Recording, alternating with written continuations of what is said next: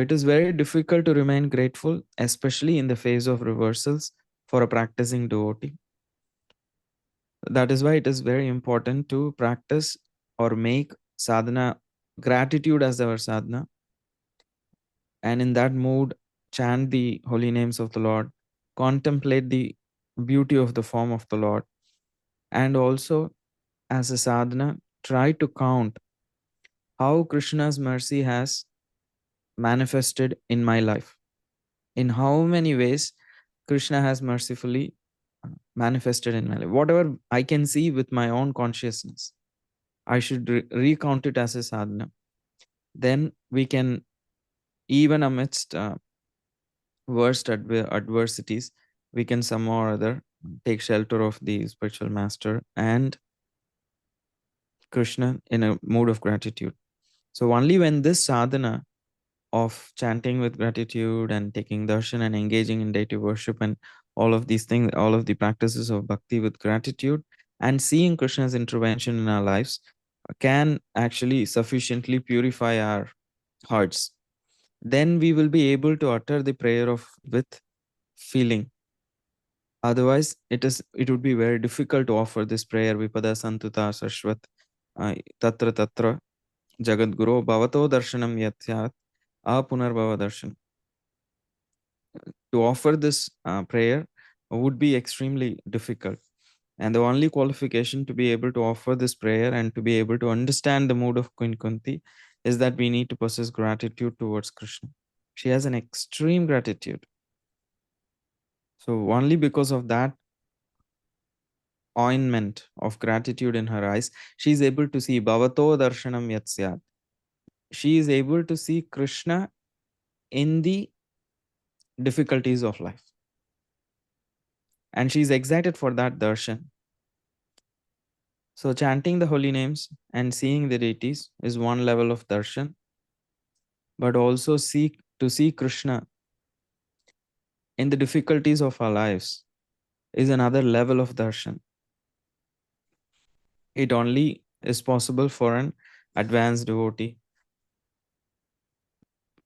to accept it as one's, to accept it gratefully as the darshan of Krishna, seeing the difficulties in lives. So the formula for to be able to see, that's what we are going to discuss from now. Like so far we have seen last week, whatever I described. So far we have kind of saw discussed last week, and the Lord's justice is there, and the mercy is also there. To be able to accept reversals in life requires faith. So what is the formula of faith? The real faith is confidence in the Lord's justice, that He is absolutely impartial and He actually loves me, and hope in His mercy. This is actually faith.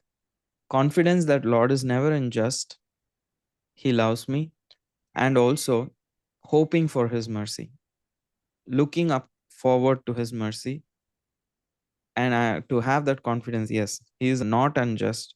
He is actually completely impartial, and He loves me. So I have hope in His mercy. So this is what Brahmaji also prayed.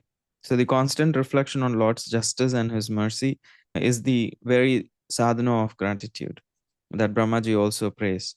Tattenu kampam susamikshamano bunjane evatma kritam vipakam hridvag vapurbir vidadam namaste jiveta yo pade mukti sadaya bhak.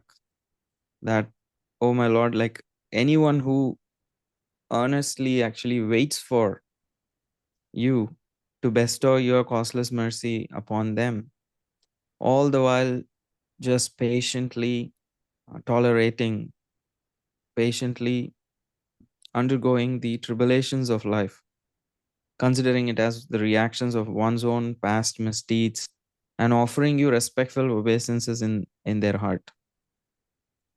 Vidadan namaste.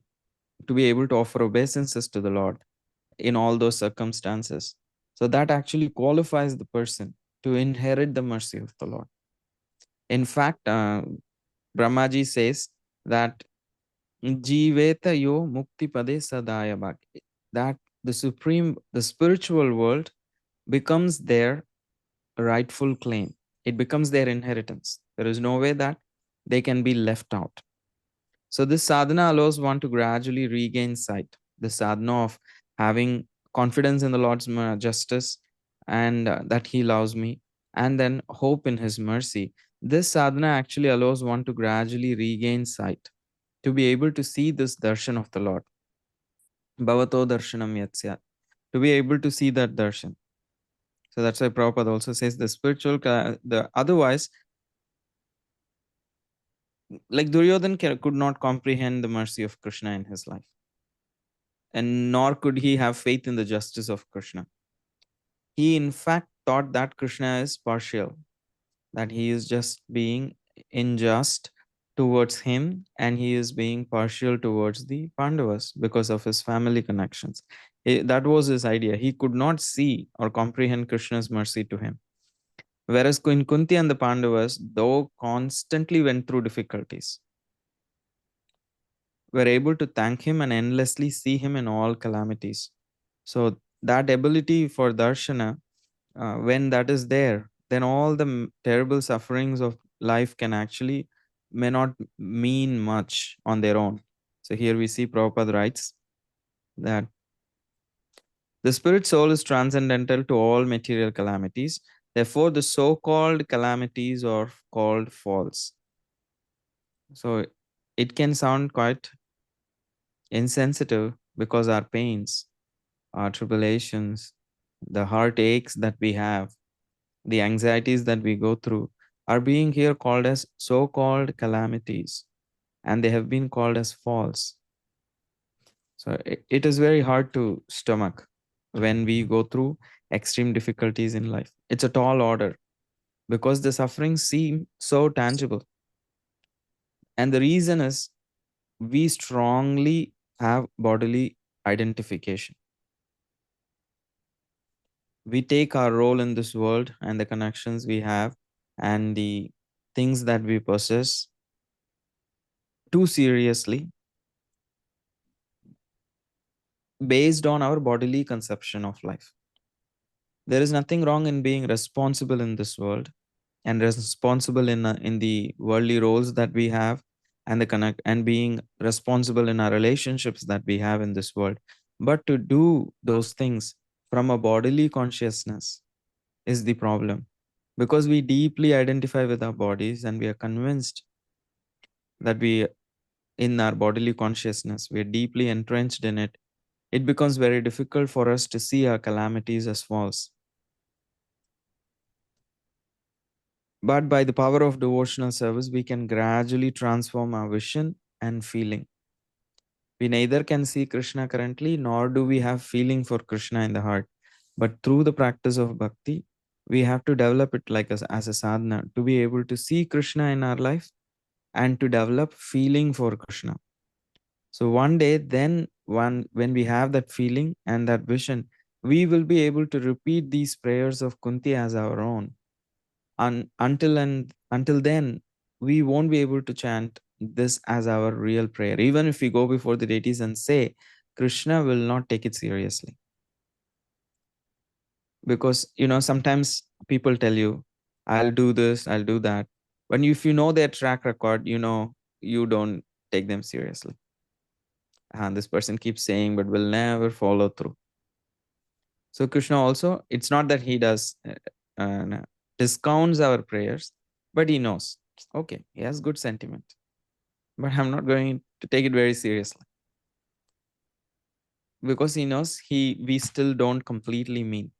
However, it does not stop us from offering this prayer with admiration for Kunti Devi's mood, with wonder. Oh, how can a devotee be like this? When will I become a devotee like this? That adds appreciation and admiration and wonder for Kunti Devi's appreciation, devotion can be there.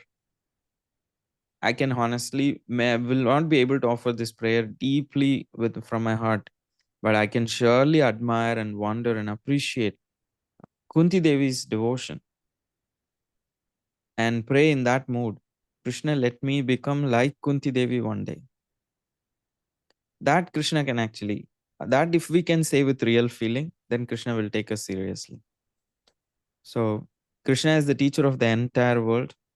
He sends difficulties and trials into the life of his devotees, but his devotees, the pure ones, can turn those difficulties and trials into their greatest fortune, treasure, because they are free from the illusory hope of material happiness and bodily consumption. So they can actually appreciate Krishna. Oh, Krishna, you mercifully sent me these difficulties. So now I can understand the reality of this world and focus on you. And they can appreciate Krishna because Krishna, you have cured my blindness. I was blind to the reality of this world. Now you have cured my blindness. You opened my eyes to see what is the reality of life. And you have helped me see you behind everything that is happening in my life. So now this wheel of illusion has fallen away, and my eyes are cleansed to be able to see you. The mirage of material existence has been vanquished. So they can actually pray like this and can confidently say that they have learned to see and feel Krishna behind every event of their lives and in this world. So they are not afraid of repeated birth and death. They are truly happy, and they can confidently and genuinely ask, please send those tests again and again, because they are happy to keep the vision that they have achieved. They are happy to leave the illusion behind and live in reality. They don't want to live in dreams anymore. So that's why here Prabhupada is saying a man may see a tiger swallowing him in a dream and he may cry for this calamity. Actually, there is no tiger and there is no suffering. It's simply a case of dreams. So if this person wakes up, will he continue to cry for the tiger? No. Now he understands. So in the same way, all calamities are life. Prabhupada is saying for such a devotee like Kunti, they have complete faith that these are our dreams. If someone is lucky enough to get in contact with the Lord by devotional service, it is all gain. And we have this fortune. Contact with the Lord by any one of the 9 devotion services is always a forward step on the path going back to Godhead. So she is happy for the vision that she, Kunti Devi, has received to be able to see Krishna in the difficulties of her lives. Now she continues saying, okay, I was blind. Now I have regained the vision. So she's stating what are the causes of that blindness. What caused the blindness? In fact, she is telling about us what is making us not able to see the mercy of Krishna or in his hands in our lives, his intervention in our lives. What is stopping us from seeing Krishna's participation in our lives? If we want to develop feeling for Krishna, we need to be able to see how Krishna is actively participating in our lives. However, we are not always able to see that and appreciate that. When things don't go according to my plan, I get frustrated. When people don't align with my ego, I get extremely frustrated. And I cannot see those as Krishna's mercy because I am blind. What am I blinded by? That is Kunti Maharani stating here in this verse. Janma Ishwarya Shruta Shribhir Yedamana Madaha Puman Naivarhati Abhidhatum Vai Tvam Akinchana Gocharam. My Lord, your Lordship can easily be approached, but only by those who are materially exhausted. One who is on the path of material progress, trying to improve himself with respectable parentage, great opulence, high education, and bodily beauty, cannot approach you with sincere feeling. So, after establishing that the dangers that my Mother Kunti experienced in her life, like Bhima being fed with poison, or Draupadi being disrobed, or being stuck in a lac house which was set on fire, or the Mahabharata war, or the arrows of Ashwatthama, the Brahmastra. She considered those dangers as exclusive treasures that have brought her closer to Krishna. She valued them, she saw them as gems, she savored them as treasures, and she wanted more. If we ever liked anything, like you go to a program, you're being served a gulab jamun, if you really like it, you look forward to having one more because you really liked it. And if you especially did not like one item, and if people come around serving it, they're like, no, no, I'm not very hungry, because you did not like the taste of it, or it was not made properly. You are like, you're very satisfied, you say, no, no, I'm not hungry, it's fine. But you look forward to something which actually we relished. So that is why she's saying, send me those tests more, because she is relishing them. She is able to relish them, as she is able to worship them as treasures, worship them as valuables. So she's asking for more. And in her next prayer, in this prayer, that she is saying, what are the dangers? And she has completely flipped the general conventional understanding. So we always see difficulties as, or problems as something to be rejected. And in this world, everyone considers born in a great family, rich family, powerful family, famous people with power, education. The having been born in those families is considered a great thing. And then to have great opulence, if not like a great parentage, at least a great opulence, high education, or great beauty. These things are really aspired for and appreciated in this world. And Queen Kunti is exactly turning this upside down. This understanding of the world, she is turning it upside down. She's saying everyone in this world is seeking high birth or wealth or strength, might, power, scholarship, knowledge, education, erudition, beauty, brilliance, and the power that beauty can actually beget, especially in the modern days.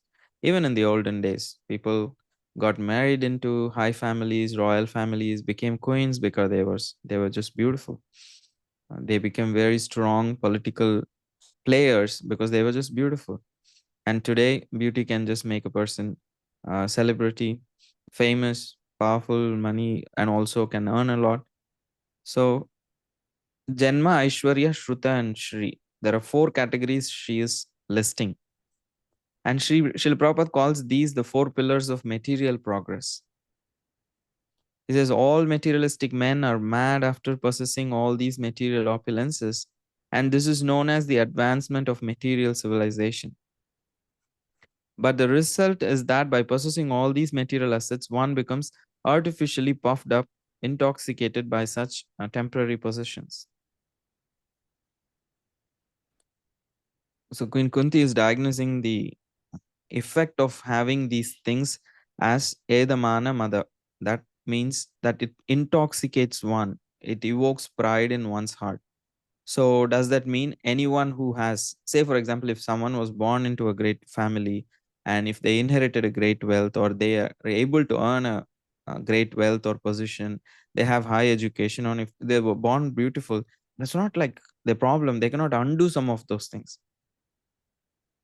So it's not just having them, it's being actually attached to them. That's what is being discouraged here. Having some of those things, some people don't have an option because they have actually, they are born into it. It's not for whatever reason, they have already have it.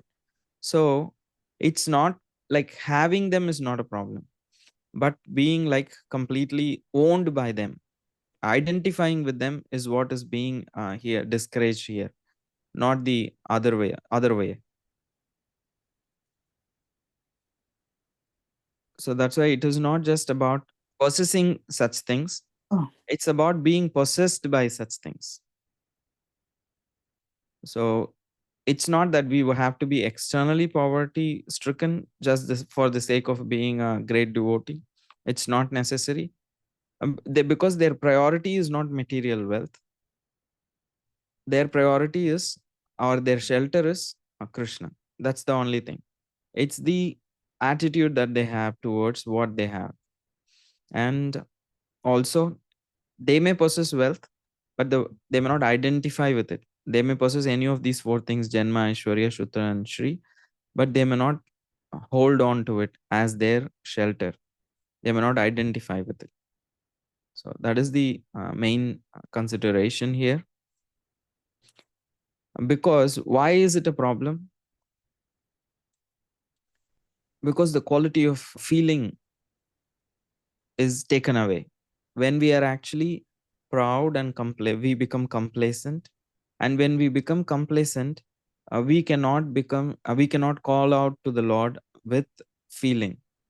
And without feeling, the devotional practice has a very little effect. It's not useless, but it does not produce the ultimate result of the process of bhakti. The potential of it will remain unrealized. So that's why this purport Prabhupada is defining what is material advancement. He is defining it as high birth, wealth, learning, and beauty, and aspiring for this more and more. He says that is what everyone in this world is doing. In this lines, he says all materialistic men are mad after possessing all these material opulences, and this is known as the advancement of material civilization. But what is the effect of it? He says then. But the result is that by possessing all these material assets, one becomes artificially puffed up. So that the effect, that intoxication that is produced, because it can become a spiritual disqualification. And Prabhupada also speaks about the holy name. What is the principle in chanting the holy name? The holy name has absolute potency, but depends on the quality of feeling with which it is chanted. The holy name is like has absolute potency. Prabhupada says, when they are intoxicated by temporary material possessions, they are incapable of uttering the holy name of the Lord by addressing him feelingly, O Govinda, O Krishna. Because why? Prabhupada says, once uttering the holy name, the sinner can get rid of quantity of sins that he is unable to commit. That is the power of the holy name. So he actually explains the absolute power of the holy name. However, there is a quality to such utterances also. Holy name has that potency. It depends on the quality of feeling. So a helpless man can feelingly utter the holy name of the Lord, whereas a man who utters the same holy name in great material satisfaction cannot be so sincere. A materially puffed up person may utter the holy name of the Lord occasionally, but he is incapable of uttering the name in quality. So, therefore, the four principles of material advancement, namely high parentage, good wealth, high education, and attractive beauty, or so to speak, disqualifications for progress on the path of spiritual advancement. And as we discussed, if someone already has it, then what are they going to do about it? High parentage can never be changed. Like, even if you give up being a part of a royal family, you write books about being that royal family and make money out of it. Your whole identity is about giving up that royal connection. So it's not possible. You may externally give it up, but you will always be connected to that high family. So giving up is only an external thing. What is being here referred to is not giving up those things externally alone. One cannot just artificially lose their beauty. Okay, now I'll become ugly so that I can become a great devotee of Krishna or have feeling. We don't need to throw ourselves into a mess in order to feel helpless. Rather, to see that, oh, I don't have a feeling, and also turn that into a prayer and gradually work to be released from the bodily identification.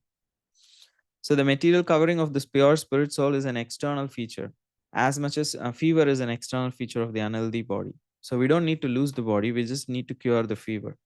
So decrease the degree of the fever, not to aggravate it by maltreatment. So sometimes it is seen that spiritually advanced persons become materially impoverished. And this is no discouragement. On the other hand, such impoverishment is a good sign as much as the falling of temperature is a good sign. So the principle of life should be to decrease the degree of material intoxication, which leads one to be more and more illusioned about the aim of life. Grossly illusioned persons are quite unfit for entrance into the kingdom of God. That's the final line Prabhupada says. So all we have to make sure is we loosen the grip of illusion on our consciousness. We gradually actually give up that illusion, decrease the intoxication. Otherwise, we'll not be able to utter with feeling. And once, what do you call it? Anyone who can utter with the feeling, then Krishna is actually accessible. So this purport is basically showing that Krishna is accessible, but we need to have a quality of feeling in our utterance. And it is being stopped by this, that bhava is being blocked by this intoxication with four things: Janma, Aishwarya, Shruta, and Shri. That is why she is saying these are the causes of blindness. On the other hand, difficulties in life can bring us closer to Krishna. So that's why she considers difficulties as treasures and the treasures of this world as dangers. So she considers some vipati as sampati and sampati as vipati. She reverses the order. Vipati is danger, sampati is wealth. So she considers dangers as wealth and wealth as danger, completely turning the equation of the world upside down. So we all know that material success can actually blind us. At the same time, how are we going to make sure that we can actually remain humble? Because all these verses are hinting towards this one thing. How can we actually be humble? Humble means recognizing great Krishna's greatness. And humility is like that digestive enzyme. So it helps us assimilate all the lessons that the Lord generously sends into our lives.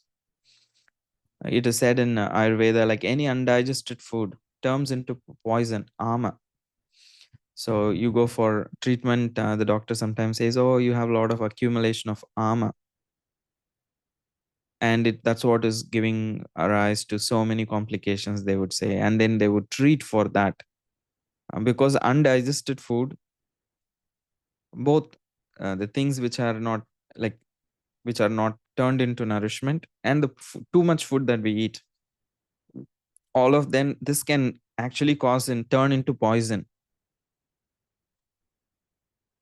Krishna sends all the situations in our lives so that we can learn something. But when we don't learn, then those situations turn into resentment, envy, and anger.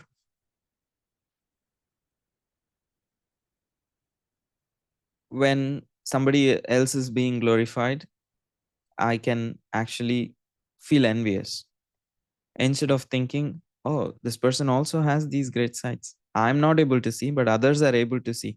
So this person can have those qualities. But if I'm envious, I may think, oh, no, I don't think this person is that great. So every situation, we can see it as a lesson and see what is happening internally, the reaction that we are having, because we are not able to accept that, oh, Krishna is playing a part in everyone's life. Others can also have good qualities, but I'm very envious. Then those situations turn into, does not make my heart happy, rather makes me feel irritated because I'm envious. So every situation in life, if we are grateful and humble, they can be digested and the lessons could be learned. If not, then there is a danger that we can become resentful, envious, and angry as devotees. And that is a sign that I'm lacking in humility. And if you remember Shikshashtakam, Chaitanya Mahaprabhu says, what is the qualification to be able to chant Hare Krishna? His first step is like humility. So, in order to make the difficulties of our life into a source of happiness and make our lives complete, the enzyme of humility is required to digest them. Otherwise, it is quite difficult. So, this is how actually Sanatana Goswami says it is humility that turns into love of Godhead. Says the preliminary stage of humility, love of God at prema is actually dainya, which is humility. So he says when humility is fully ripe, love infinitely floods the heart. Therefore, humility and love are always the cause and effect of each other. So when Chaitanya Mahaprabhu says Trinadapi Sunichena and considers that as the most important verse, and Krishna's Kaviraj Goswami says where that verse, the Vaishnava should decorate that verse as a necklace in their on their neck, because that humility will eventually turn into prema. So without humility, there is no way that we can actually advance in bhakti. So humility and the love of God nourish each other and facilitate each other's growth. So the more one becomes advanced in bhakti, they become humble. The more they humble, they develop more love for Krishna. Because they have more love for Krishna, they become more humble. So it is that is why it is very important. And Queen Kunti is identifying these initial manifestations of love. She's all these prayers, if you see, from 22, I think 22, 23, 24, 25. She is, it's all an effect of, it's all hinting towards humility, because she spoke about so many qualities like chastity, a hope for Krishna's special mercy, and also she showed gratitude, she showed patience, she's saying willingness to accept Krishna's lessons as gifts, to accept the situations in life as God's gift. And she's also saying that Krishna is teaching us all in this world through these situations. And to see and the detachment from all these material opulences, and not considering, oh, I am a great person because I have a great parentage, I'm a great person because I have great wealth, I'm a great person because I have high education, or I'm a great person, I have attractive beauty. So to not identify with those things is also humility. I am actually a servant of Krishna. All of these things are being given to me by Krishna. In reality, she is just speaking about one quality through all these prayers, that humility. So without humility, our spiritual practice will not mature. Our chanting, a lot of times, then we have as devotees has this question: how to chant attentively? Is it that just I just focus on the holy name? Is it like a technique that I just chant and hear the holy name and not think about anything else? Is it just a technique? And honestly, it just feels too dry for me. I don't know how it is possible that my heart can be just empty and I can just work like a machine. So after reading some books on chanting the holy name and hearing, what I come to understand is that it is a state of the heart. That when the heart has emotions for Krishna and is humble, then the mind is not agitated. Then there is a quality of the utterance in the holy name.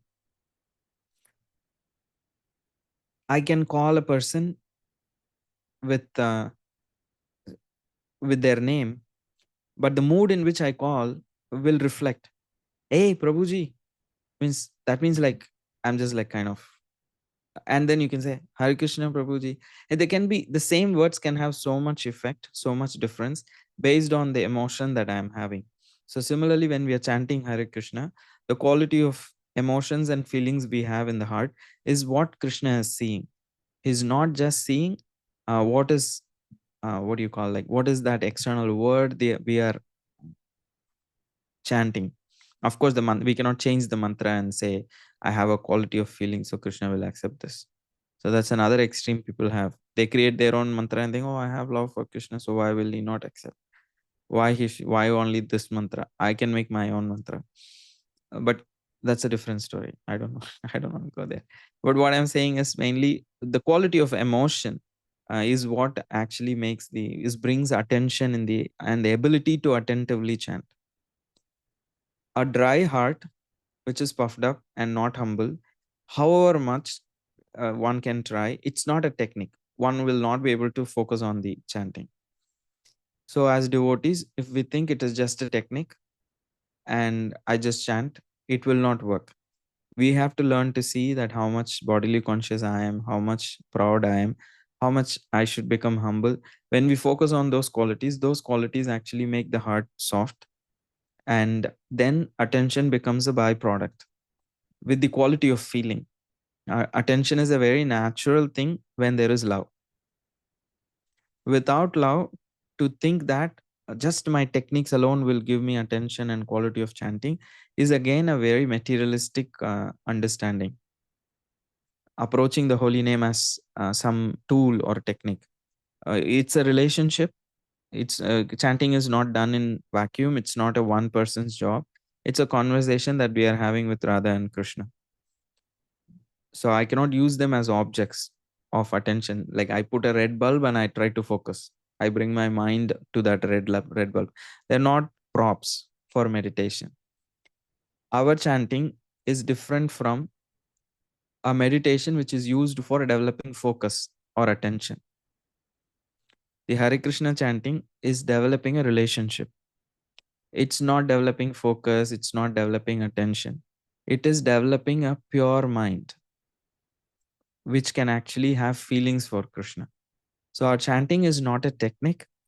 Our chanting is not an impersonal activity which is used for feeling peaceful, or these are all byproducts. They will happen when we develop an attachment for Radha and Krishna. We will be peaceful. What is real peace? When we can actually see all the situations in life as Krishna's grace. The people who go for 10 days of silent meditation and feel very peaceful can be disturbed in a minute when they step out of those 10 days, because they are not able to see every situation as Krishna's grace. We can never be peaceful. That is why here in the future verses she will glorify Krishna as Shantaya. We will see those commentaries in the future. And Purva, Hare Krishna. 952. Hare Krishna, Prabhuji. I had Hare a Krishna. question. Okay. So, seeing Krishna's grace in every situation, perhaps it will take time for us. And Yes. if the quality of the chanting depends upon how much love, the quality of love that we have for Krishna. So, how do we develop this love in the first place? Oh, how do we? Yes. I understand the chicken egg kind of a problem. If you don't have love for Krishna, you cannot chant with feeling. You cannot chant with feeling. You won't develop love for Krishna. So the break is in that, in understanding that I'm helpless, and using that helplessness and turning it into a prayer. With that helpless feeling, we chant Krishna. It's not just my own effort. Actually, I can act. I can chant or please you. Be pleased with me. I'm trying my best and make me more humble. Okay. Okay. So just Like realizing our helplessness, like I can, like I'm not even humble, so I'm trying to attempt, please help me, and use that situation, and from there naturally some it will open up. So the more and more we see how small and tiny we are, and it's our sadhana is more like a, what do you call, a prop. It's just showing Krishna that we are trying, because mercy means that you're not qualified. We cannot qualify ourselves with our sadhana so that Krishna gives our mercy. That's not the understanding. Our sadhana is like carrying a stick to scare a tiger away. Hmm. It does not work. If a tiger wants us to pounce, carrying a stick around is not a big thing. It's just a token. Our sadhana is to show to Krishna that I'm actually eager. All And right. that's why I cannot say, oh, I chanted with attention for so long. Why am I not having Krishna prem? So it's not like a sequence levels that you play in a video game, right? You get this much score, then you crossed level 1, you go to level 2, there's level 3. So as long as you do your part, there is nothing stopping you from going further to the next level. The video game owner cannot think, oh, I will choose whether to send promote you to level 1 or 2. It's not about your score. So that is not how bhakti works. Here we are at the mercy of, we are at the whims of Krishna. But he is not a masochistic Lord either. There is no reason that he will hold back his mercy if we deserve it. We can also see Narada Muni sees the vision of Krishna in his heart in the 5th chapter that we discussed earlier. And then Krishna says, okay, in this life, you won't see me again. You just go on chanting in this feeling, with this feeling of helplessness. and you will eventually see me in the next life. And he becomes Narada Muni. The price to become Narada Muni, if he thinks, oh, what kind of a chaotic lord, like he's just like autocratic, he suddenly appears and then says, oh, I'll not show to you. That means if he wants to, he can show, and he chooses not to show. Imagine telling a kid, if I want, I can give you, but I won't give you. Work hard, later I'll give you. You will have resentment toward your parent if they did that. Like, I can give you all the money that I have today to you, but no, no, you work hard, you earn. If I want, I'll give you later. So when I receive all that inheritance, I'll think this guy made me work hard all these days. So we will still maybe resentful. But Narada Muni, no, because what Narada Muni had was humility in his heart, and he worked with it. And what Krishna, why Krishna just made that happen, like did that to Narada Muni, because he wanted to deepen the separation that he felt from Krishna. In that separation, he was not remembering anything else other than Krishna throughout his life. That exclusivity is what Krishna loves. That how much are you exclusively focused on him? And it may sound very egoistic on the part of Krishna. Like, how can just he would demand that exclusivity? Because that is the nature of the soul. The soul cannot be happy focusing its attention on anything else. So it is our nature to be exclusively dedicated to Krishna. And Krishna does everything to actually extract that exclusivity from us. And today, I am happy to give my attention to anything other than Krishna. Sometimes here and there, I can give my attention to Krishna. But it sounds too hard for me to digest that I have to only think about Krishna and give all my attention to Krishna. It just kind of somewhere hurts me. I'm being honest. Like, why? Like, I understand philosophically, but my inability is where practically I am unable, and also have interest in showing my attention to so many other things in this world. So, what Krishna is doing is cornering me so that I can exclusively give my attention to him, because I do have that desire. He's not going to do that to everyone, but to his devotees, because we do have, that's what qualifies us. We do theoretically understand that exclusive attention to Krishna is the real thing, and I want to do it. We do offer those prayers sometimes while in a Vrindavan Dham, or while in a spiritually elevating association, in an inspiring festival, in a moment of great darshan. We do offer those prayers. And what Krishna is doing is just helping us realize those prayers. So I'm not sure if I answered your question or went on my own way. Yes, Prabhuji, completely. Thank you Okay, very much. thank you. Sundar Gopal Prabhu, I am seeing your message. Humility is the crux of everything, but even that Krishna will have to give us. I don't see how on our own we can develop humility. Say, for example, Krishna has to give us, in the sense, to realize my minuteness. Krishna is already doing everything to make me realize I am actually minute. But if I'm egoistic, he cannot do anything. So he's doing his part. But despite going through making all my plans fail, that's what he would have to go to the extreme to show us that how small we are by making our plans fail. And Prabhupada says, right, like when he takes a devotee very seriously, then he actually gives him all kinds of failures to make him understand that there is no other than Krishna. There is no other shelter other than Krishna. So he does his part, and we also have a part. It's not just we are alone responsible or he is alone responsible. It's a combined effort, and he's on it fully, actively all the time. And I hope that kind of satisfies you. Thank you, bro. So the next verse before we end, at least this part of the section will complete. Then next week we can see 28, 29, 30, and 31.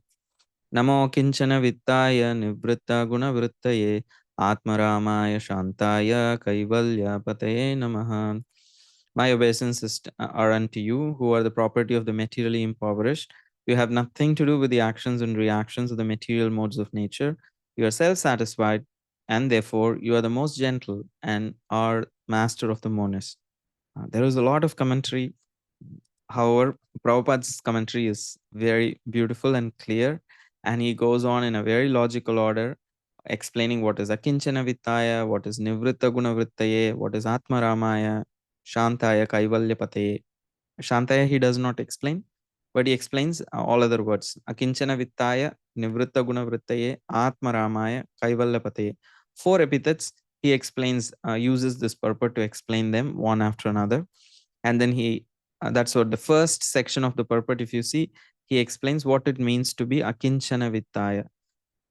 And in that connection, he explains how a living entity cannot renounce completely everything, because a living being renounces something for gaining something more valuable. Because the moment, and Prabhupada, the first line he says, is the living being is finished as soon as there is nothing to possess. He gives an example in one of the lectures on Queen Kunti's prayers, I think. He speaks about one famous judge who gave up everything to join the freedom movement of India, and he just could not stomach it, because suddenly one day he had no more power, wealth, everything. He just gave up everything one fine day and went to what you call a kind of an ashram situation, and it just was such a sudden change that Prabhupada says he committed suicide or something like that. So a living being is finished as soon as there is nothing to possess. I've seen, it's also very statistically accepted that most people die after immediately after or fall sick after retirement, because they have had some identity all their life, and that was the central identity of their lives. They didn't have anything else. They didn't actively create any other identity in their lives. Their work and the corollaries of their work were their primary identity, and when that disappears overnight, they just don't know what to do with life. So it gives them anxiety, and in turn causes health issues, and they die soon. So we all have so many identities, but we also have to actively develop the identity of a devotee. And that's the advantage of devotees, that we all are fortunate to have this alternate identity as our primary identity. We may go to job, have so many things in life, but we all consider ourselves as the Krishna, as a devotee of Krishna. That is our primary identity, and that's our fortune. Even if we are struggling devotees, we have something to take shelter of. Even when difficulties come, that identity, even if it is like not fully developed yet and we are struggling, still it's a great fortune we have, that so many millions of people, they don't have that shelter in life, other than if something happens with their family, if something happens with their money, they think, oh, I lost everything, I am no more, and they commit suicide. So many people, when the stock market crashes, they just lose it. When they fail an exam, some kids commit suicide, because their identity is that only that small uh, identity, they make it into a whole world of existence.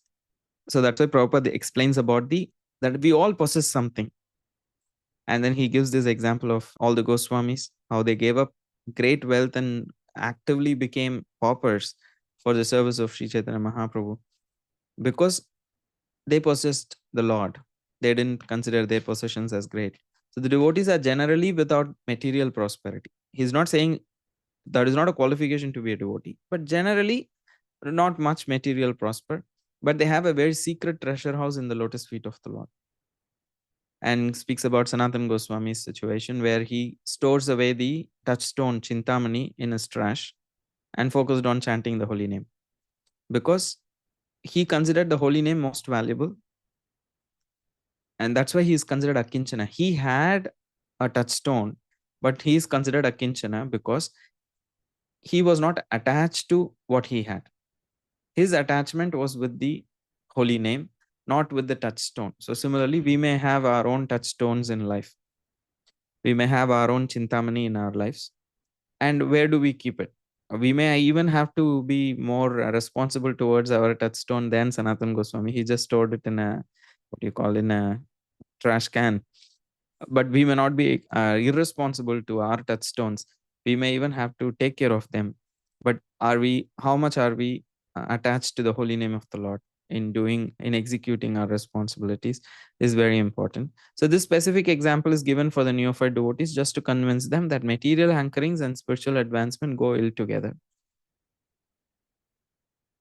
And unless one is able to see everything as spiritual in relation with the Supreme Lord, one must always distinguish between spirit and matter. So Prabhupada is giving an amazing line. And this is can be a guiding line for a sincere devotee, because a lot of us go to the other extreme, two extremes.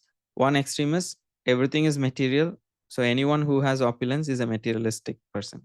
This devotee is fallen because he is rich or whatever. He's he If he has material opulence, he is not considered to be a great devotee. That is one extreme. And the other extreme is, because I'm a devotee, everything I do is spiritual. That's another extreme. So here we need to be very honest who we are spiritually, where we are. And if we know that we still have bodily consciousness, then it is better for us to distinguish what is spiritual and what is material, and not confuse one thing to the other. That's why Jiva Goswami's analysis of bhakti can be very helpful. He says there is Swarupa Siddha Bhakti, there is Sadhana Siddha Bhakti, and Swarupa Siddha Bhakti, Sangha Siddha, and Aropa Siddha, and all of that. So it's very clear for a practicing devotee, we should be able to differentiate. The core spiritual practices can never be equated and replaced with other things. I go around doing book distribution, so I don't need to chant my rounds attentively. So they are not mutually exclusive. They both have different purposes. They both are important. However, the most important for our spiritual advancement is also not just our sadhana in the mood that, again, as I said, sadhana is not the exclusive thing. You cannot warrant mercy for with anything. A mercy can come if somebody distributed Prabhupada books very sincerely and the Lord wants to shower mercy on them. We are not going to say, how can you do that? He did not chant well. So we cannot apply our rules on Krishna's mercy. If Krishna wants to give his mercy to someone who just came once to a temple and chanted once the name of Krishna and gave a book donation, if Krishna wants to take him back home, back to Godhead, we have no right to say, okay, how can you do that? Because you told me to do these things, on these things. Only when I become completely pure, you will take me back. But why did you do this? Take this person. We are nobody. But it's better for us to understand or assume that I'm fallen. So it is better I do my sadhana diligently, and it is up to Krishna what he wants to do with me. But for my own sake, I do my sadhana diligently to show that Krishna and my eagerness. That's all. Our sadhana alone does not qualify us, because I chant to 32 rounds, because I do this, because when I do Nirjala on Ekadashi, or because I do this fasting, so I become advanced devotee, or I am now.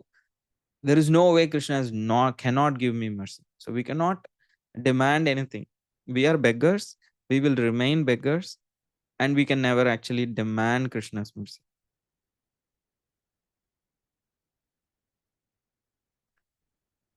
So we cannot actually tell Krishna what he can do, who he can take into his home, to whom he should give his mercy, to whom he should not give his mercy.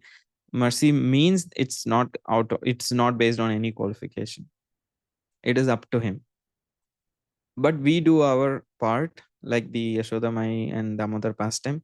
We do our endeavor, and Krishna shows his mercy. However much endeavor we may put, unless Krishna's heart is melted, if he is not going to show mercy, then we will have to just wait. But we cannot think. Prabhupada says this, that is Koana. He says there are honorary PhDs. I cannot think, lounge around and think some university will come and give me an honorary PhD, so I won't study. He says it's very unlikely that such a person will get an honorary PhD.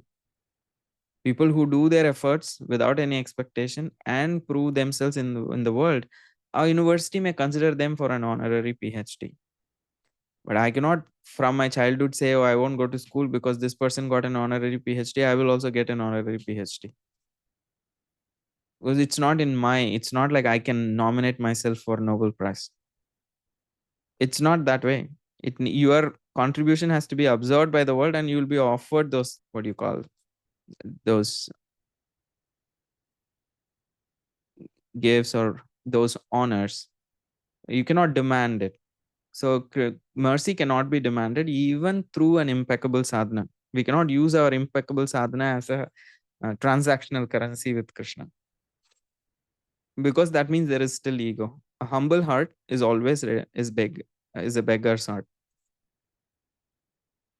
I'm speaking too many things which is beyond my realization or practice or ability. So I'm like a little bit internally just shaking. Oh my god! I have to today's lecture is way above my what you call qualification, but the verses are like that. So I'm speaking. So forgive me. And none of these things are because I have my own struggles in accepting and executing them. But we are speaking here principally what is truth. I may have my inability in appreciating the truth, but we still cannot shy away from truth. Whatever is being presented to us, I am here obliged to repeat it. Let's see, it's 10:10. So, unless one is able to see everything as spiritual in relationship with the Supreme Lord, that is a Mahabhagavat. Only he has the he has the, what do you call, permission or the ability to see everything as spiritual. Then he has the permission not to distinguish between matter and spirit. Gaur Kishore Das Babaji Maharaj could sit in a toilet and chant Hare Krishna. The smell did not bother him because did not want to be bothered by people asking him for blessings, for material things. He, on his level, absolutely need not, like he was sitting outside a prostitute's house and chanting so that people won't consider him as a great person. It's such extreme behavior. We won't be able to portray today in the world of social media them as our. If that thing happened today, it'll become a scandal. The GBC will probably remove that sannyasi if anything like that happened. But Kaurkishore Babaji Maharaj was a Babaji. He specifically stayed outside in a veranda of a prostitute and chanted because he just didn't want to be bothered by what the society thought, because he is a Mahabhagavat. And Bhakti Siddhanta Saraswati Thakur specifically warned his disciples, don't go and try to interact with Vamsidas Babaji Maharaj. He said, you won't be able to understand him, just leave him alone, just stay away from him, go in the opposite direction.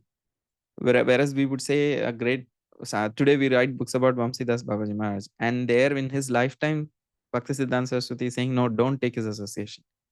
Not because he's not great, you just won't be able to understand him with your materialistic consciousness. So that's why he's saying, unless one is able to see everything as spiritual in relation to the Supreme Lord, which is only the prerogative of a Uttama Bhagavata, according to the Bhagavatam, Stavara Jangama Deke, Na Deke Tara Murti, Sarvatra Hoye Ishtadev Spurati. Means this person, when he says Stavara Jangama, whatever, whether it is moving or non moving, when he sees those things, what he sees is his Ishtadev. He does not see anything else. So that is the qualification or a symptom of a Mahabhagavata according to the Chaitanya Charitamrita and Bhagavatam. Only they have the permission to or the ability to not distinguish anything between spirit and matter. A spiritual master like Sanatana Goswami, although personally able to see everything as spiritual, set this example for us only because we have no such spiritual vision. So, advancement of material vision or material civilization is a great stumbling block for material spiritual advancement. Such material advancement entangles the living being in the bondage of material body, followed by all sorts of material miseries. So Prabhupada is calling material advancement as anartha, following in the footsteps, in the mood of Kunti Maharani. He is explaining the mood of Kunti Maharani to us. She is seeing artha as anartha and dangers as wealth. That is her mood. She is flipping that worldly equation. And that's what Prabhupada is explaining here, that this material advancement is not wanted because it makes us lose our feeling for Krishna, the simple feeling. Sometimes you go to Vrindavan, you see the Vrajvasis, it's heart touching the kind of feeling they have, and they live in abject poverty, but their feeling that they possess for Radha and Krishna, we won't be able to we won't be able to even act like that. It's a very genuine affection that they have, and they live in abject poverty. And sometimes we think, oh, Vrindavan, Lord's special devotees. And why are they? Because the Western civilizations speak about prosperity gospel. But if you go to Vrindavan, Mayapur, these places, it's like, oh wow, like that's so interesting. You live in Barsana and you don't even have a good roof above your head.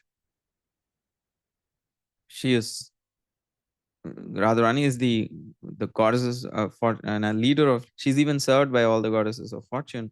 And here, someone has dedicated their lives for the worship of Srimati Radharani, and they live in abject poverty because uh, they Krishna is considerate of them, because to maintain their feeling, he has kept like that. But in this world, it's a very controversial take. So in the present context of material advancement, one uses lipstick at a cost of 50 cents, and there are so many unwanted things. Prabhupada goes from lipstick to lunar mission. He does not spare anything. He attacks everyone. So from lipstick to lunar mission, he takes it all down in this one paragraph. He says anything which is not necessary for. I mean, I'm not saying you should not use lipstick. I'm just saying anything which is not necessary, which is going to actually, which is like not going to distract us, which basically whatever takes away our feeling, we have to be just careful. But we are also practicing devotees, so we will have our own gradual standards. So by diverting attention to so many unwanted things, human energy is spoiled without achievement of spiritual realization. Prabhupada is coming from a very place of emergency. He's seeing life from a very high level and seeing, oh, what is this, all these stupid people wasting their life in illusion, stuck in this matrix. So he's saying, oh, here is an exit, I'm showing you. But we are all concerned about the temporary feelings and the being politically correct, and and all those things. So sometimes I tone down what I'm reading, because I feel like maybe others may not be able to take it fully. But I also feel like I'm just being, it shows my lack of faith. I also want to be sensitive, but don't want to be in, like, what do you call, unfaithful either. Here, what we see is and to understand Prabhupada's mood is also very important. He comes from a sense of urgency and emergency. So the attempt to reach the moon is another example of spoiling energy. So from the perspective of a Mahabhagavata, like Prabhupada, these attempts of material civilization are childish. They're waste of time. They don't really solve the problems of life in an ultimate sense. So he considers anything from lipstick to a lunar mission as a waste of time, because his perspective is, oh, human life is for achieving Krishna prem. What are you wasting your time with? Develop feelings for Krishna. Do what is necessary, the most important things. Don't waste your time. Live your life, what it takes to live in this world. Do the necessary, but just focus. Keep achieving Krishna prem as your primary duty. That is the mood in which he is coming. But if we are not there, then that speaks something about us. It does not speak about Prabhupada. When we think, oh, means, yeah, Krishna Prem, that's fine, but I have so many other things. So that speaks about us, where we are. So we don't need to blame Prabhupada for his mood or being so, or consider him as extremist. Rather, we need to see how far we are from that goal that Prabhupada is aspire, like would expect us to aspire for. So we can humbly accept our situation and pray that one day we can come there, and we also take practical steps to go there. So guilt, shame, fear, none of these things are favorable for developing love for Krishna. So we don't need to resent an Mahabhagavata's stand. We don't need to become shameful. We don't need to feel guilty, nor do we have to fear. Rather, we just have to be humble and go close and take shelter of these very devotees, so that we can achieve that situation. So such material assets are all products of the three modes of material nature. They foil spiritual energy. And thus, the less we possess such products of material nature, the more we have a good chance for spiritual progress. But the problem is, I when someone does not have money, that becomes an all-consuming thing in life. So that's another problem. So we need to be very honest also. So, say for example, if somebody is working and earning $2,000, may be nothing. But if you give to someone like now who does not earn, they will hold on to that $2,000 with all their life. So, what I see in my own life is, it's not how much I have, it's where is my shelter. What do I consider as my shelter? To have money is something, to see money as my exclusive shelter is something else. So what we need to look into our hearts and see, who's my shelter? Is Krishna my shelter, or is Krishna my security? In this world, so many practical things. I know sannyasis who have savings and they publish accounts for the practical upkeep of themselves in this world. However, what is their attention? I have served them and I see they absolutely don't see that money as their shelter. They see Krishna as their shelter. So it's not what we have, it's what do we consider as our shelter in the heart of our hearts. So that we can always make it into a prayer. Krishna, now I see this as my shelter, this as my shelter. Please make you as my shelter. The Supreme Personality of Godhead has no direct connection with material activities. All his acts and deeds, which are exhibited even in this material world, are spiritual and without affection. So now Prabhupada spoke about Akinchana Vittaya. Now he is going to speak about Nivritta Gunavrittaya. That Prabhupada is explaining that how the Supreme Lord is not attracted to the modes of material nature. He is attached to his devotees. So when a devotee takes shelter of Krishna, they also become devoid of any affection for the material modes. They also become nivritta gunavrittaye. So, so he has no connection with the material activities. He has no affection for the modes of material nature. He only has affection for his devotees. So when we develop affection for Krishna, we become his property, and we become anything that belongs to Krishna is beyond the material modes. So if we always belong to Krishna from Krishna's perspective. But if we become Krishna's property from our perspective exclusively, then we will also rise above the three modes. And Prabhupada explains that material disease is due to hankering after lording out over material nature. And people have such attachment, but the Lord and the devotees, they are devoid of that propensity. So they both are nivritta gunavritti. And here also we can see the Lord is the property of the devotees, and the devotees are the property of the Lord. So whenever we become the property of the Lord and Lord becomes our property, we also become transcendental to modes of material nature. So in multiple perspectives, Prabhupada explained what it means to be nivritta gunavrittaye. So you can analyze the purport, you will see at least three reasons there. So such unalloyed devotees are distinct from mixed devotees. Then he goes on to the Atmarama. Why is the Lord called Atmarama? He says, when devotees become nivritta gunavrittaye, they don't ask the Lord for anything. They're just going to love him. And he says, such unalloyed devotees and the Lord are transcendently attached to one another. And for others, the Lord has nothing to reciprocate. He only reciprocates with his unalloyed devotees. For others, they are unto what do you call at the mercy of their karma. So he's self-satisfied. He is not going to bother about much. He's like happy dealing with his devotees. And for others, and there is the common rule of karma. So he is samoham sarvabhuteshu na me dvesho asti na priyaha ye bhajanti tu mam bhaktya mai teteshu chapeham. For everyone, the rule is karma, but for his devotees, he personally reciprocates with them according to their surrender. So, and that is that's why he is called as Atmarama.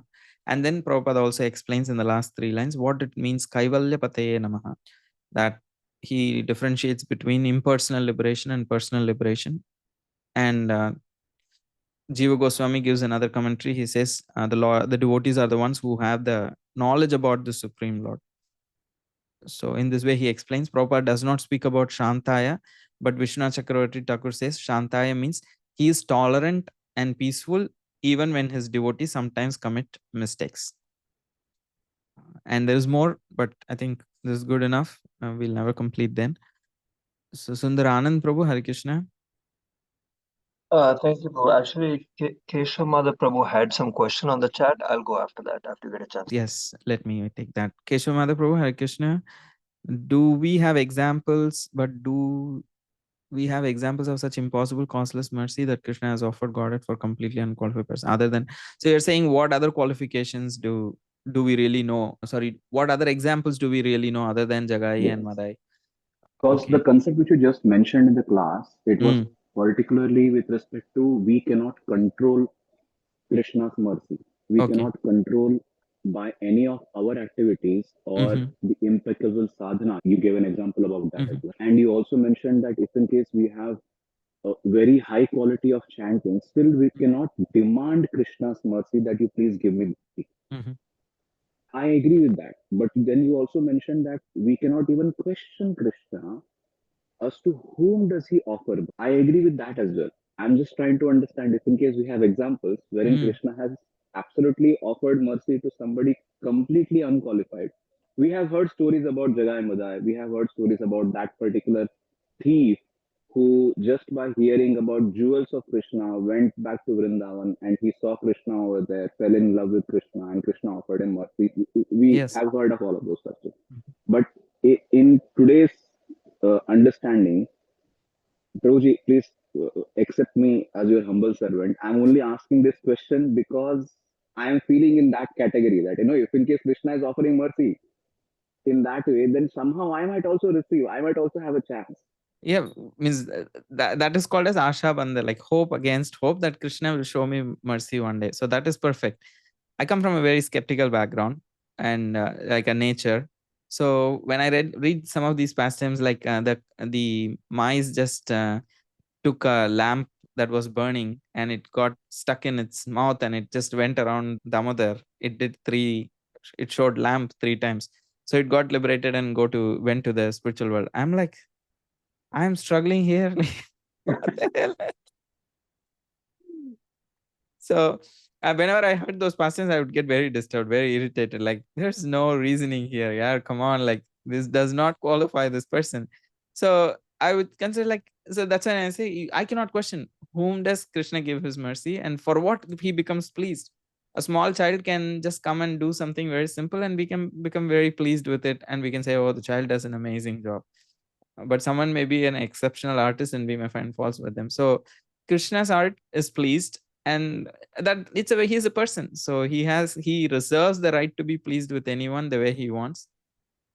So that mice is probably one thing that I can immediately think of. And like this, you can go on and see, you can read Bhagavata Mahatmya or like Gita Mahatmya and all these things.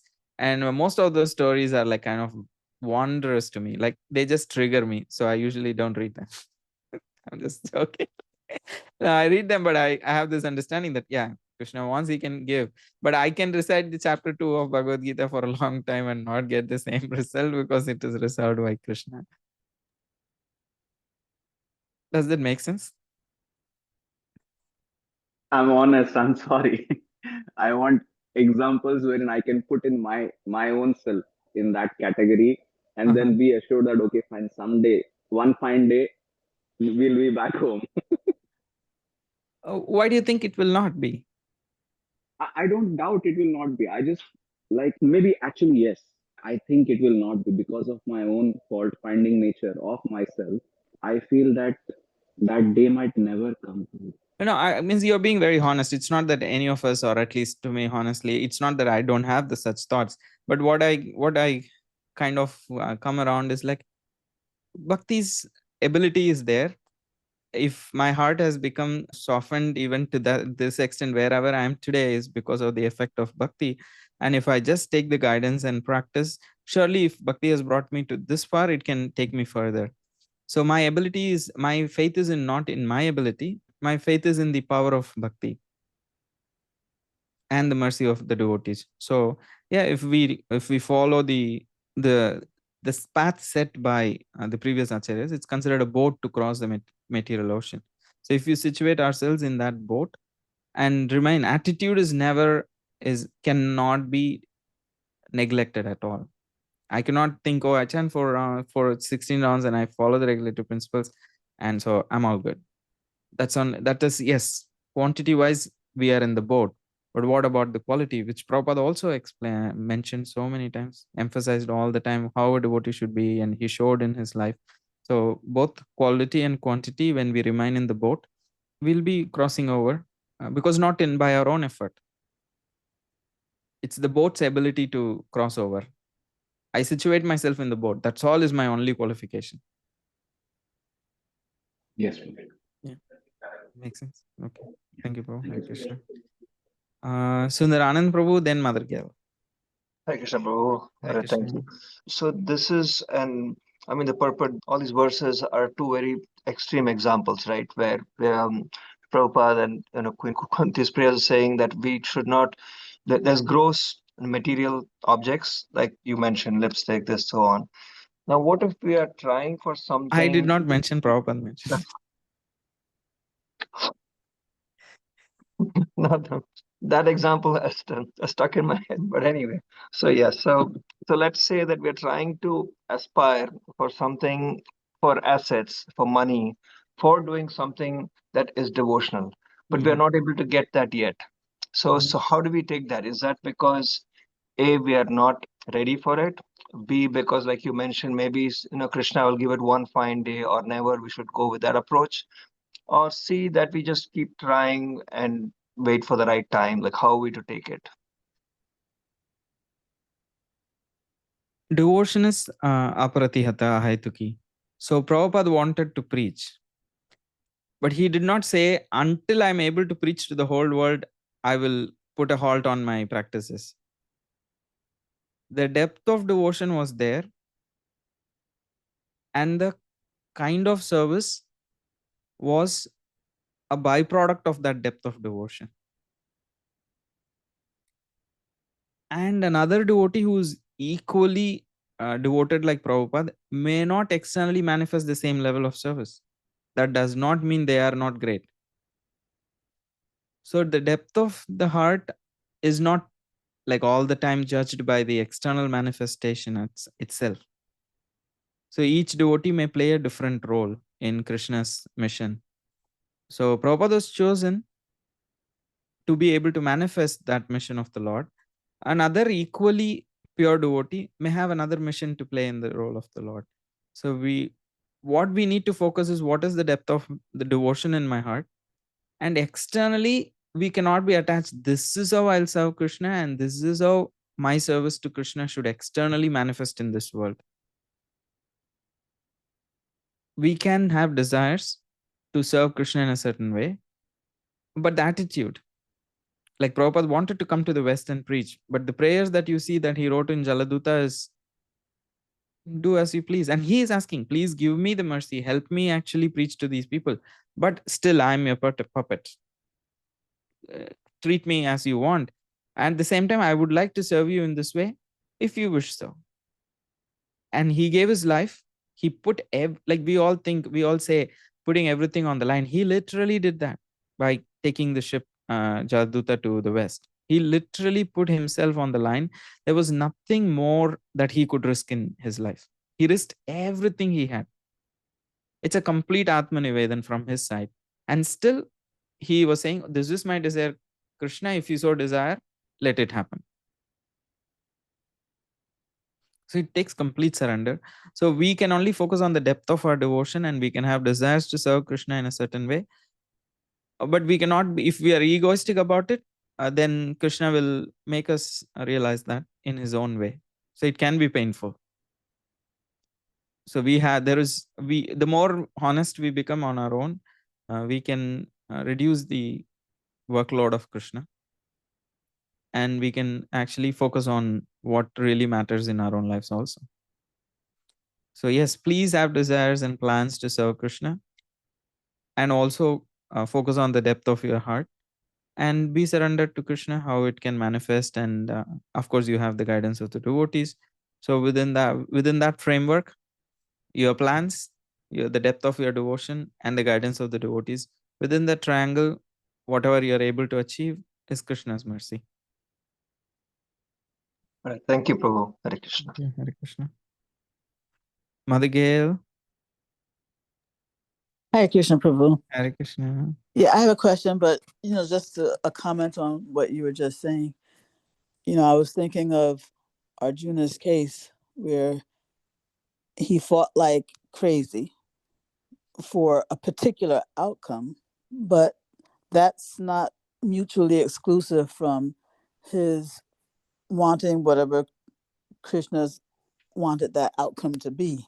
It can sound like contradictory, that you fight like anything to achieve a particular goal, but that doesn't mean that you're also unattached to that goal. It sounds contradictory, but they can coexist. That yes, I'm very desirous of this goal, and I'm working towards it. But if it doesn't happen, then that's perfectly fine, because that's not what Krishna wants. Basically, I'm willing to accept whatever is Krishna's mercy. Yeah. No matter, and the fact that I'm willing to accept whatever is Krishna's mercy doesn't mean that I don't give it all to get a particular outcome. Yeah, either people are fatalistic or people are egoistic. Yeah, but we're in between. Yeah, we are expected to be in between. Work as if everything depends on you, and pray as if it depends on Krishna. So we are neither fatalistic nor egoistic. It's very hard, because we are, as devotees, we are not sometimes fatalistic, but it's a gradual thing that we become relieved from our egoistic position. Yeah. Also, I mean, this is more like another comment when you're speaking with Keshav. Madhav Prabhu? Yeah, Keshav Madhav. And I was just thinking that, yes, we often feel disqualified for mercy, but I also think that feeling of disqualification is actually a kind of qualification, not to receive mercy, but if we are ever to receive mercy, to experience what we receive as mercy.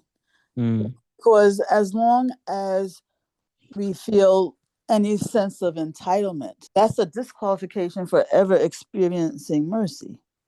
Because you cannot feel like what you're getting was a kind of undeserved kindness if you're feeling entitled. So we necessarily have to feel disqualified, if we are ever to experience mercy in a real heartfelt sense. I mean, as soon as you feel like you've done so many things that qualify you for a particular response from Krishna, you are immediately unable to experience mercy and therefore unable to experience love. You cannot feel love for somebody who has given you something that you think you deserve. So anyway, my main point is that feeling disqualified puts us in a position to have the experience of mercy. It doesn't obligate Krishna to give us mercy, but if he does give it to us, we're in a position where we have the ability to experience it as mercy, because the feeling of entitlement is not there. Thank you, Madhagal. I spoke so much, but to be very honest, I'm not sure how much of it touched my own heart. But what you just shared is what I'm going to take it from today's class. That sense of entitlement is such an deterrent in experiencing Krishna's mercy. So yeah, thank you for sharing. Yeah, I need to hear that myself. But I do have a couple of questions, actually. When you were speaking much earlier in the class, I think you were referring to Lord Brahma, if I'm not mistaken, about this desire to experience Krishna's love. You remember? Yeah. Okay, the Tate Anukampam prayer. Yes, exactly. And so I just need to hear more about that, because that's really my main business, is to, I mean, really, to be honest, it comes before this desire for service, because in order to genuinely feel or be motivated to serve a person, I feel like I have to experience their love for me. Otherwise, it's just labor, So I'm always, although I'm always praying to Krishna to have confidence in his love for me, and I go through life with my antenna up in order to detect evidence of his love for me. I simultaneously don't feel that comfortable with that prayer, because it just hints a little bit of self-centeredness or whatever. On the one hand, it hints of self-centeredness, but on the other hand, it does make sense to me that to serve somebody with love, you do have to kind of feel loved from that person. Otherwise, you're just like working, doing labor for a master type thing. It's not going to come so much from the heart. Like children, why do they want to give their parents presents on Mother's Day, Father's Day? It's because they have felt so much love from their parents. So basically, I'm just trying to get some reassurance, if I'm supposed to get reassurance, that it's okay to pray to Krishna for this sense of security in his love.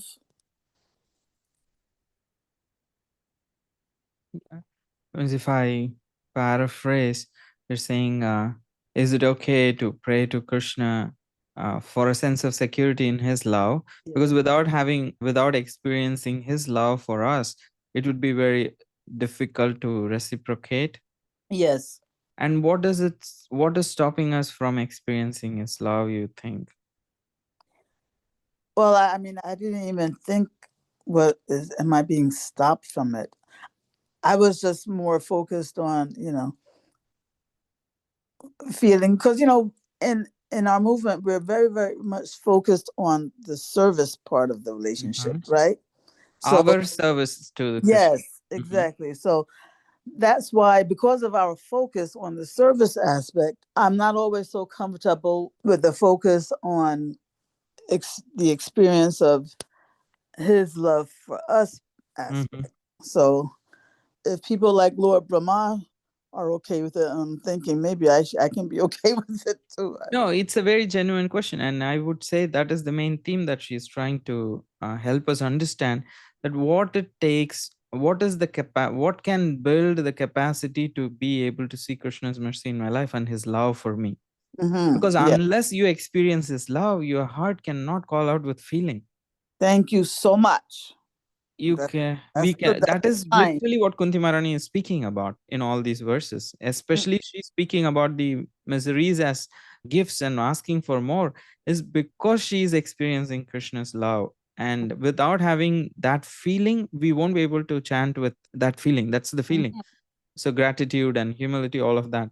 So you're exactly, means I really appreciate your ability to just like go deep into the topic and analyze it.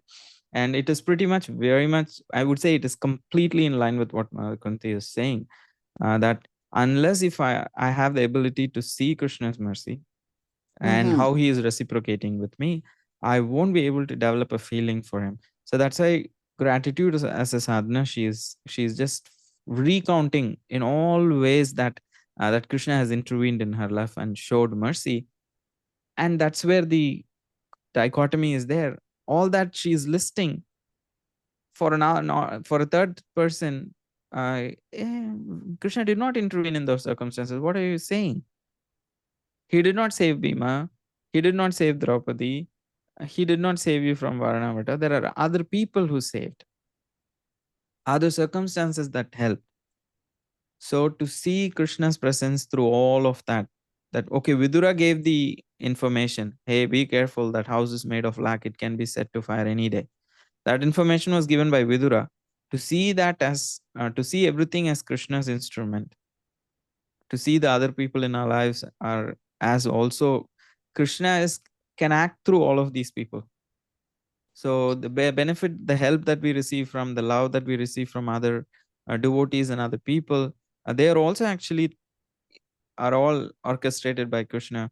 Yes. Someone coming, like for me, I was really literally struggling with one particular thing. It was very hard for me. And a devotee actually came by and I expressed my heart and they gave me some suggestions and it really helped me come out of that problem. So I see it as Krishna's mercy because I prayed like I don't even know if how much I really prayed for getting out of that, in the sense like, Krishna, please help me. I'm not sure how much I directly prayed for it. I won't say like that, but still, when that happened, I'm like, okay, this is Krishna's mercy. He's looking after me because he sent this devotee at the right time, and without their help, I would not have actually overcome my problem. So I now have gratitude. I see them as Krishna's mercy, Yeah, and well, now I have the ability in my heart to actually pray to Krishna when I'm in difficult. Krishna, I don't know how to do this. Please send me some help. yeah, I'm so glad that you put this spin on Queen Kunti's prayers. Mm. I mean, I really needed this spin, because I just feel that the emphasis again is so much on the let these calamities come again and again, without identifying the inspiration for her being able to say that. She cannot say let these calamities come again and again if she had not been experiencing his love in the first place. Is Yes. what you're saying, you know? And so I'm so glad that you're kind of shifting the focus, because to say let these calamities come without having that foundational Mm. experience of Krishna's love is artificial and not possible, actually. Yeah. Not from the heart. Yeah. And Krishna won't take it seriously either. Yeah, because he knows what's in our heart. Yeah. So, yeah, means she is able to fully experience that love of Krishna, and she just experienced it by him saving Parikshit from the Ashwatthama's Brahmastra and all the Pandavas. Externally, also, she just experienced that reciprocation. However, she also lists so many things in which Krishna was not physically available. So, why she's doing that, we may think, oh, Krishna is not externally coming in my life to save. That's why she is including all those instances in which even Krishna did not come to externally save. So, which is pretty much our life, through devotees and various ways that Krishna is going to intervene in our lives. So, devotees are the active instruments of Krishna's mercy in our life. So just now you were saying that we may not recognize Krishna because he's coming through his devotees. Yes. Yeah. And sometimes even not through devotees. It can be a random person. Yeah. And that's, I was in the middle of saying that also. Yeah. Yeah. It could be through anything. Yeah. Okay, one very quickly, Prabhu, I'm going to try and say very quickly this last question about, you mentioned humility versus shame, guilt, fear. Mm-hmm. No?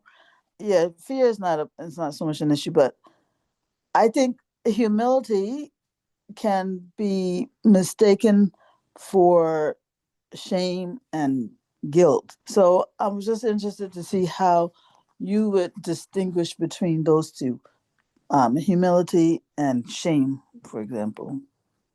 I struggle with it. Personally, the way I try to see it as save myself, like try to get me out of that loop, is how much I'm self-absorbed. Like shame and guilt makes me self-absorbed, not Krishna conscious. Mm-hmm. Humility actually makes my heart very makes my heart grow fond of Krishna. There is a very distinct quality my heart achieves at the end of being shameful or guilty. And when I really feel humble and express that humility, it brings me feel closer to Krishna. The other thing makes me feel far from Krishna. I wonder if you could give, without getting too personal. Yeah, example. Yeah. Say, for example, if if I just recognize I'm just feeling so envious. And if I just feel like guilty, I'm such a bad person, I'm so envious, and there can be no hope, it just makes me like discouraged. My heart doesn't become like warm or soft from that experience. But when I see, oh, just I'm just like helpless, please Krishna help me, when I turn myself, use that situation to turn to Krishna and really offer a prayer, it makes me feel close to Krishna and gives me hope. I wonder how come it gives you hope. Because that's what, it's not logical, I would say. Humility, it gives me hope because I'm in touch with Krishna. It softens my heart, it makes me feel sheltered. And I know if I'm able to, if I'm like able to turn to Krishna in this situation, gradually I have the faith that that enviousness will be taken away from my heart, will be purified. My chanting has a feeling, so then that's a reassurance for me, that yes, I'm growing, so I will get better in the future. Well, the only reason why I asked, I wonder why it gives you hope, is because until we actually receive something, there will always be some element of doubt. Will I actually receive? Will I actually receive? So that's why I was wondering, while you're still feeling so bad about your situation, it has not yet, you have not yet come, if you have not yet come to the other side of it, I'm not feeling bad because I am a bad person. I'm feeling bad that my heart has so many things unwanted that is stopping me from experiencing Krishna's love. And instead, I could just feel happy for the other person and appreciate how much Krishna's mercy is there in their life. And in that way, I can come close to Krishna. I'm just losing that opportunity by just feeling envious. Oh, who does this person think? Why is he so special? Instead, if I think, wow, Krishna is so merciful to them, in this way they are able to serve, and how pleased Krishna must be, I could become Krishna conscious, but my envy is taking my opportunity to be Krishna conscious. So that is my feeling of bad. I'm not like, oh, I'm not so great that I'm non-envious. Because that is again self-absorption. So our consideration is not whether we are great or not. Our consideration is how much can I love Krishna more. Okay. I know, means it is theoretical for me, but but when you go to Krishna, asking him to help me to, take away these anarthas so that I can love you more, just praying like that makes you feel hopeful. Why would it not? Because if you haven't attained that position yet, because the anarthas are still there, then okay, I understand your perspective. What gives me hope is I have become a better person from where I was not. I had no grain of doubt that I was great at one point. Today, at least I know I'm not. I have come a long way in that sense.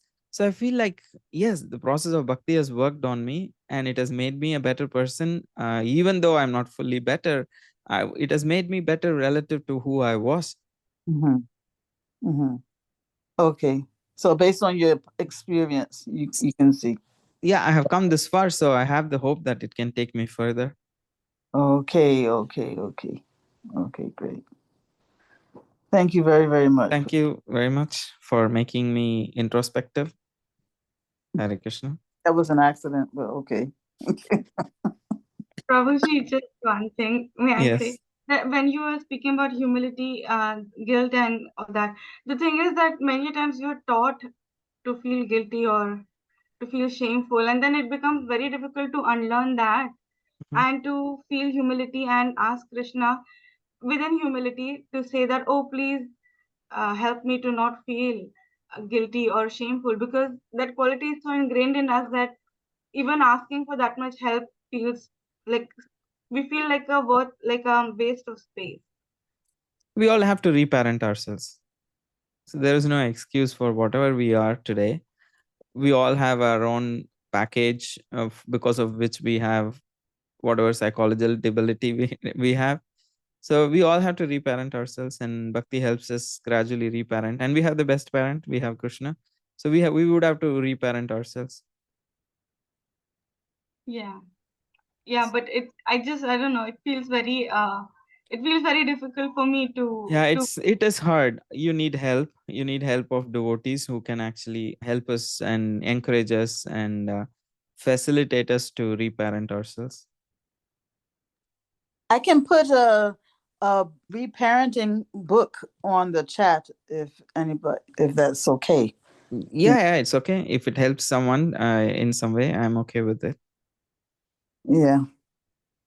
Highly recommended by those who are in the know. yeah, these things are slightly like controversial in the sense it depends on the individual who is trying to take inspiration and apply it. So they need maturity, but they can be very helpful. Yeah. Anyway, it's a book specifically on our taking responsibility for reparenting ourselves. Yes. Thank you. I mean, it will be very helpful. Please share. Yeah, it's a short PDF thing. Something. 197 pages. Okay. That's not short game Well, for you. Well, I mean, maybe 197 screenshots. I don't know. Okay. For you, it is surely short. Hare Krishna. Thank you. Thank you, everyone. Grateful to you for this opportunity. Grantaraj Srimad Bhagavatam ki jai, Srila Prabhupada ki jai, Nitai Gaur. Thank you, Purva and Sundarananda Prabhu, Sundar Gopal Prabhu, Anangasaki Mataji, Keshwar Madhav Prabhu, Manogari Gopi Mataji, Shirupa, Mother Gail, Yogeshwari Mataji, and Nirav Prabhu, who is the first one to join usually. So thank you. I'm very grateful for all others who are all here also. You all help me to feel guilty.